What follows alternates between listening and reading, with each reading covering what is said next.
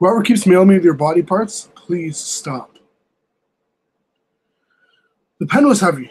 One of those expensive Mont Blanc pens with a fine gold tip. The kind you might get from a grandparent for a graduation or something. The lawyer was really nice about the whole thing. Paternal even, but smiling and making soothing noises as he guided me slowly through all the convoluted legacies laid out in documentations in front of me. Whereas and wherefore, petitioner and respondent, blah, blah, blah. I noted when appropriate, smiled dumbly in all the right places, and signed and initialed where indicated by rows of cheerful yellow sticky tabs. A few quick strokes and it was done. A seamless transition. 8 years of marriage, 8 years of love and laughs and hate and hurt dissolved with just a little paperwork. I was Mary Seymour, no longer. Feels good, doesn't it? The lawyer asked, presently, shuffling the pages into a neat stack on his desk.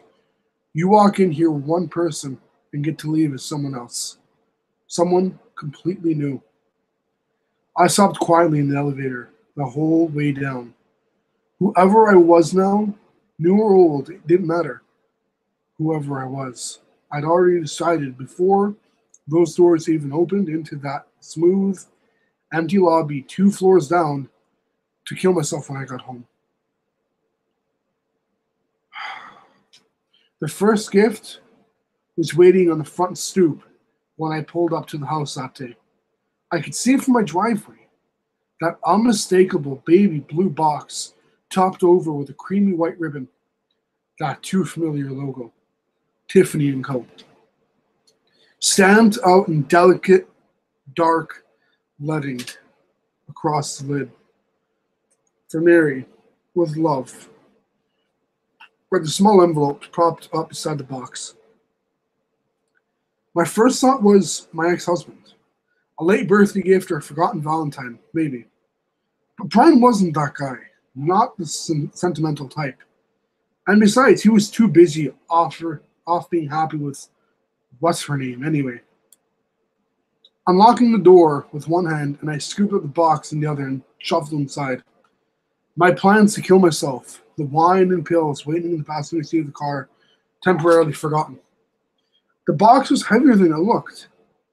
At least a full pound or two, slightly bigger than a softball. Its contents shifted awkwardly with muffled thunks and shaken. Setting the box on the kitchen counter, I tore open the envelope. Heavy. Back flap. The note inside was small. The stationery expensive, rich. Like a wedding invitation with gift around the edges. Dearest Mary. It began in a spidery blue slant.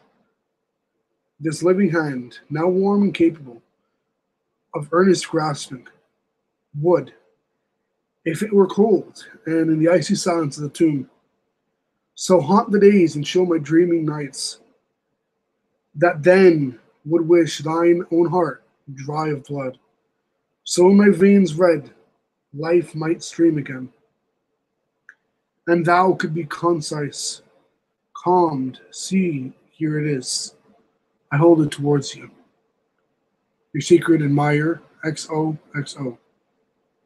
I frowned and read the note again, incredulously, turning it over in my hand. No postmark or return address. No hint to the sender's identity. Probably it was a mistake, something left on the wrong doorstep. Or maybe a prank of some kind, like one of those little joke boxes you bought as a kid. The ones filled with spring-loaded papier-mâché snakes or something. Still, it never really occurred to me not to open the box. The ribbon felt soft and luxurious between our fingers, and pulled free with a crisp and pleasing whisk. Grasping the lid, I yanked it up, set it on the counter, and eagerly peered inside the box. Maybe I was expecting a diamond tennis bracelet, or maybe a sterling silver cup. Something shiny with expensive and beauty. But the blood. Oh God, there was so much blood. Rust-colored and coppery. A sticky pool soaking through the layers of medical gauze that padded the bottom of the box. Blood and yellowish white pus that oozed in sticky, scabbing rivulets from the jagged end of something. Some bloated mass of pulpy pink flesh, all veiny and wrinkled like a cab, or something strange, some strange sea creature, only with 5 long, spindly legs covering across the top of its coarse black hair. It was familiar, yet foreign, almost like a hand.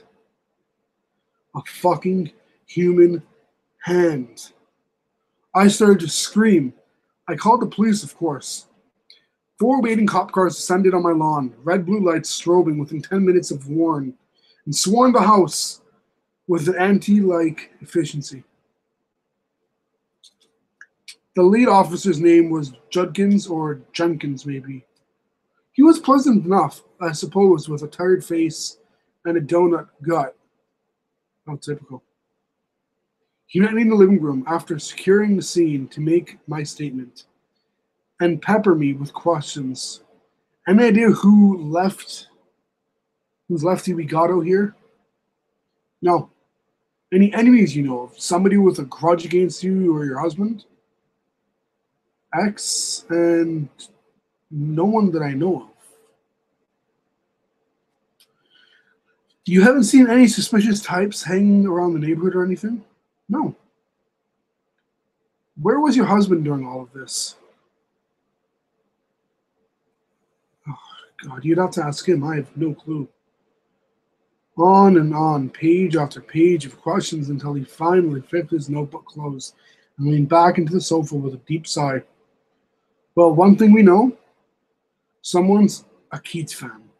Huh? Oh, Perk. Your secret admirer there? Looks like he's a poetry fan. John Keats, apparently, he said with a grunt. What does that mean? I asked. He shrugged. Fuck it. I know. Excuse my French. Just never seen anything quite like this, to be honest. Hands in boxes with love notes? Jesus. We're going to pass it over to some boys in forensics, see if we can lift fingerprints or DNA off the stuff. The whole 9. I nodded vaguely and wrapped myself further into the couch. And what should I do? In the meantime? Not a thing, Miss Seymour, said Officer Jenkins, whatever his name was. Maybe stay with a relative or close friend for a few days. Give us a chance to look into this thing. I'd stay here, but I told him. 10-4, man. I'll put 1 or 2 of the boys for watchdog duty. Keep a marked unit parked out front for a couple of days. Keep the news van back at least. Here's my card. You give me a call if you can think of anything, and I mean anything, I might need to know. We'll follow up. And then there were none. Just me alone with the ghostly sound of one hand clapping. In the morning I went to work. My boss had called me told me to take the day, but I was too keyed up to sit home alone. By 8:30, I was up the door with a wave to the cops parked by the curb. The officer was weirdly subdued for a Wednesday morning. Everyone spoke with a quiet, forced cheeriness, fragile, like the way you talk to sick people in the hospital. Mary, oh my gosh, are you okay? Gil in accounts payable told me about what happened. How awful. I'm fine, really, I assured Stephanie. The 20-something blonde intern with tits that had no right being so perky. Just a bit shaken up. She sipped her coffee through a straw. You don't think it was rhyme, do you?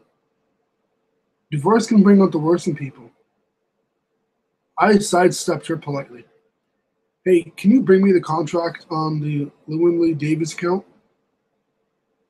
I wanted to go over the pricing matrix before lunch. Thanks. Sure, said Stephanie. Okay. Oh, by the way, your 10:30 is waiting in your office. I froze. Huh? Your 10:30 appointment. She spoke politely as if to a slow child.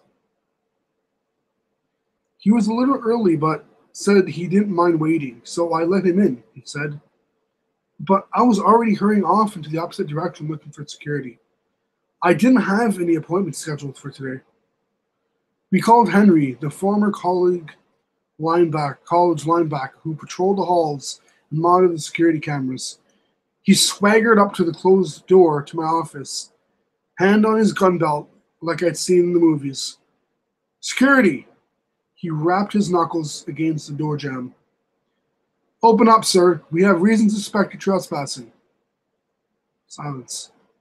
Sir, we know you're in there. Again, there's silence. You sure he's in there? Stephanie nodded wide-eyed.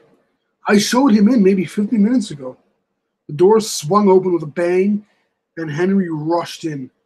Ugly beige carpet, a desk and a chair, book and papers, and an emergency umbrella, and a cream-colored note. Oh my God. It read, Dearest Mary, how eloquent are eyes, not the rapt poet's frenziedly, when the soul's weirdest feelings stray, can we speak so well as they, the secret admirer, XOXO. Taped to the top of a little blue box, just like the first time. Officer Judkins just left a small, bloody blue eye in a clear plastic sandwich bag. He wants me to come down to the station. Whoever keeps mailing me their body parts, please stop.